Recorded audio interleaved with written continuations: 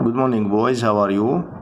Today we will take lesson number 2 in geometry, which is about parallelogram.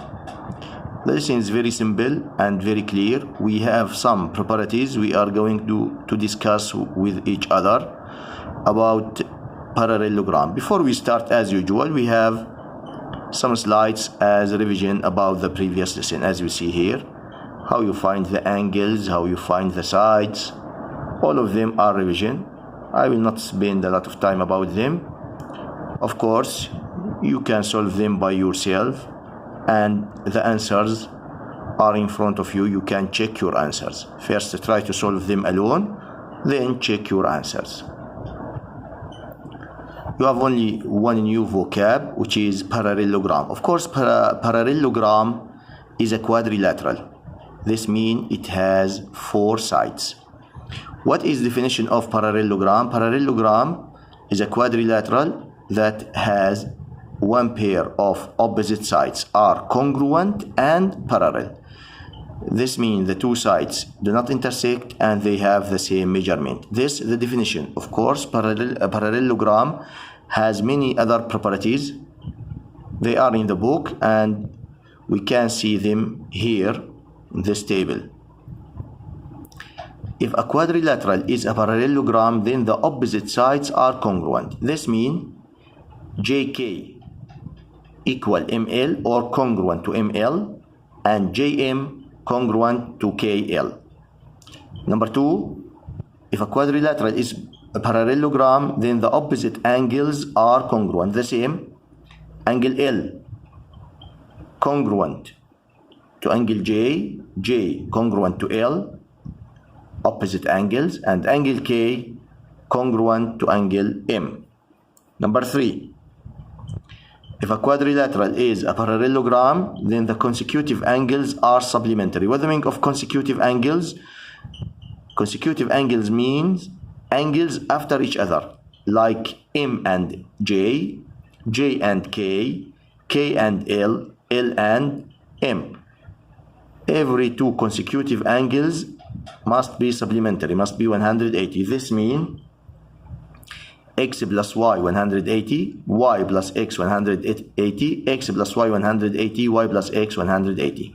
If you take angle L and angle M, you will get 180. Angle M and angle J also 180. Angle J and angle K 180. Angle K and angle L 180. Of course, you have to pay attention. There is a very important point. Some students think that only L and M. No, this is wrong.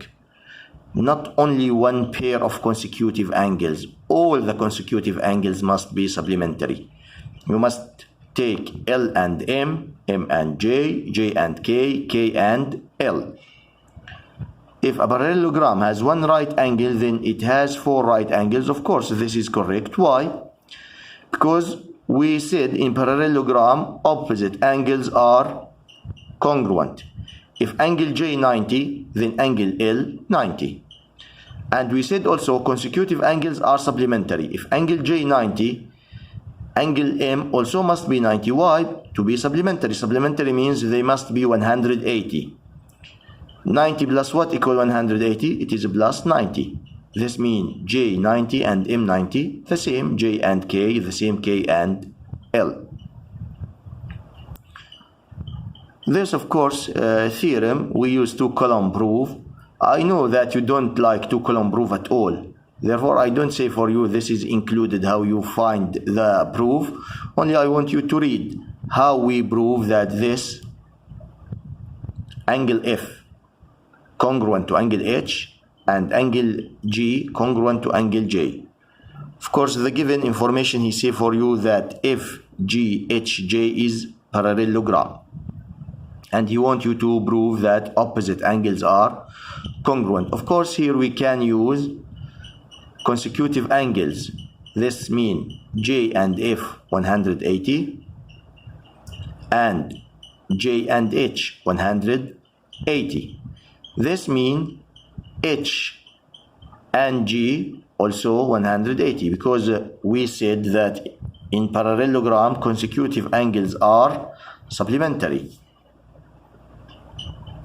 After I write all of this, I can get this result that F congruent to H and G congruent to J, Y supplement of the same angles are congruent. Because if two angles supplement the same angle, this means the two angles are congruent. Only I want you boys to memorize the properties. Two-column proof is not very important. Now here we have example. This I mean parallelogram. In parallelogram ABCD, suppose angle B, this one, 32 degrees, CD, this side, 80 inches, BC, 15 inches. You want me to find AD. It's very, very simple.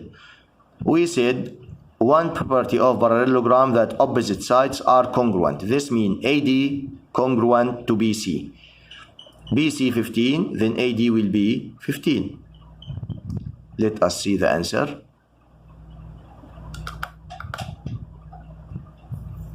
You see? AD equal BC. This means AD equal 15 inches. Another question. Here he wants me to find angle C. Opposite angles are congruent. We use this, or we can use that consecutive angles are supplementary. Before I start and before I read the question, I tell you the ways that I can use. Now let me read the question and know the given information. He said for me angle B is 32, this one, and he gave me angle C. As you notice here, B and C are consecutive. This means angle B and angle C are supplementary, both 180 degrees. Angle B 32, then angle C equal what? Angle C equal 180 minus 32. You see? Measurement of angle C plus measurement of angle B 180. Then you substitute measurement of angle B 32 minus 32 minus 32. Then measurement of angle C is 148.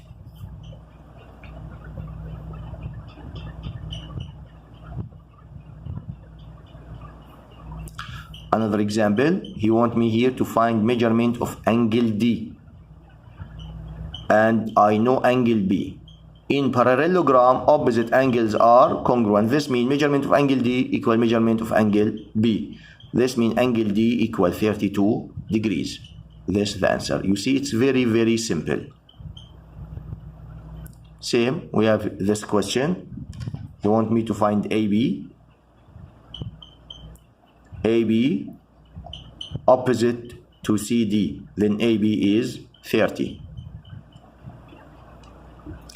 Measurement of angle C. Angle C is opposite to angle A. This means they are congruent. This means angle C is 36.